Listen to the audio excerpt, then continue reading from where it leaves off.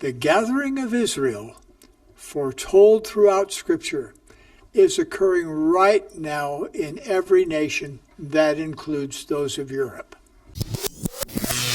Hi everyone, Nemo here. Russell M. Nelson says, Europe has an unparalleled future. And Massimo De Feo had a similar thing to say in the Church News podcast. I do believe that Europe has a bright future and an unparalleled future, as President Nelson mentioned. But then why are official church statistics showing a levelling off of total membership numbers and a sharp decrease in the number of congregations? And it's that sharp decline in congregations which seems to tell the true story. Now, the church only officially publishes total membership numbers.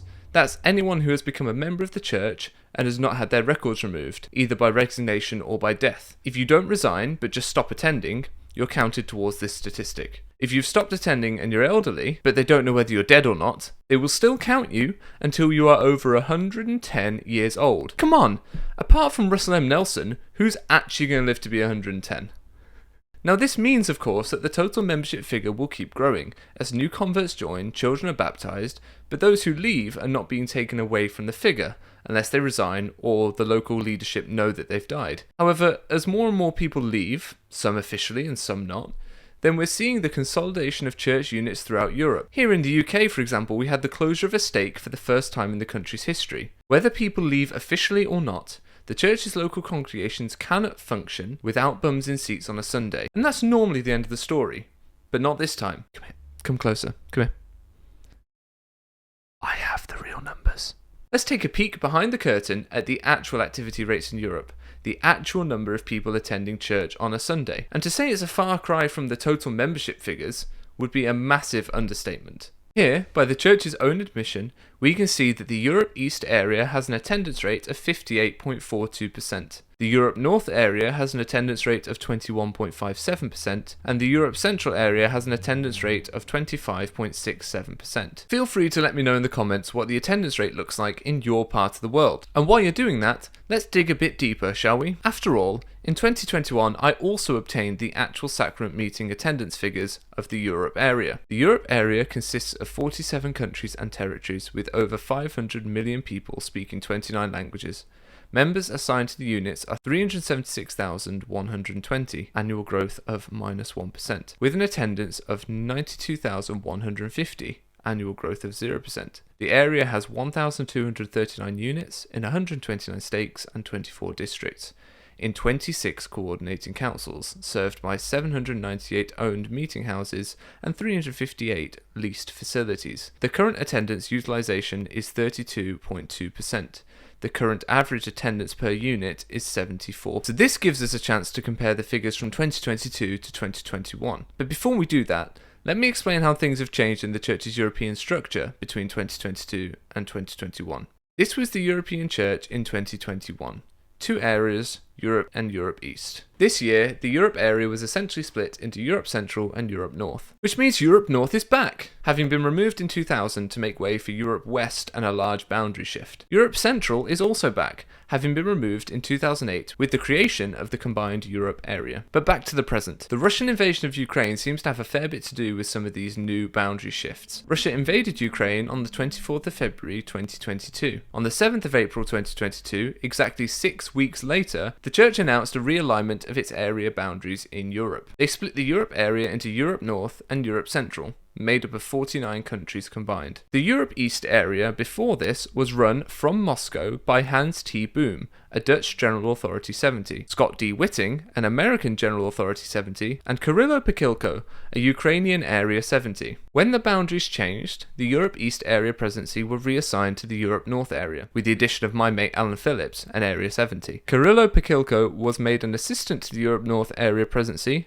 responsible for Ukraine and Moldova, which don't actually form part of any of the church's areas in Europe at this time. The church then installed 3 Area 70s as the new Europe East area presidency. All 3 of them are Russian natives. This makes sense, given that the Europe East area has been reduced to just 4 countries: Russia, Belarus, Kazakhstan, and Kyrgyzstan. Russia has essentially been put in a sandbox with Belarus, its ally, and with fellow members of the Eurasian Economic Union, Kazakhstan and Kyrgyzstan. It has been isolated from the rest of the Church's administration. So if we zoom out, we can see just how small the Europe East area has become, with Estonia, Latvia and Lithuania moving from Europe East to Europe North, and Armenia, Bulgaria, Turkey, Georgia, Azerbaijan, Turkmenistan, Uzbekistan and Tajikistan moving from Europe East to Europe Central. Europe North and Europe Central therefore gained 11 countries from the Europe East area, and lost one country, as Moldova joined Ukraine in being specially managed outside the current area structure by Kirilo Pakilko. The Europe North and Central areas are now 10 countries stronger than the old Europe area.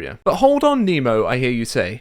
The 2021 leak has the Europe area being made up of 47 countries and territories. If it gained 10, wouldn't that be 57 countries? Talking about countries and territories allows the inclusion of places like the Falkland Islands, Tristan da Cunha, the Ascension Islands, places where the Church doesn't even have a presence, as being part of the Europe area. It just makes it sound larger. If we're using the strict set of countries listed in the Church's press release for the new Europe areas, in reality, the old Europe area was made up of 39 countries, subtracting the countries that have been added from Europe East. The other thing to do before we compare the data is to clear up some errors. The Church press release showed the Europe North area being made up of 13 countries, while the leaked data says 11. Similarly, the press releases have the Europe Central area being made up of 36 countries, when the leaked data states 38. It seems two countries have been incorrectly categorized as being in the Europe Central area rather than the Europe North area in the leaked data. Regardless, both areas combined are made up of 49 countries. Understanding this, we can now compare the figures. In 2021, the original Europe area was made up of 39 countries, with 129 stakes and 376,120 members on record.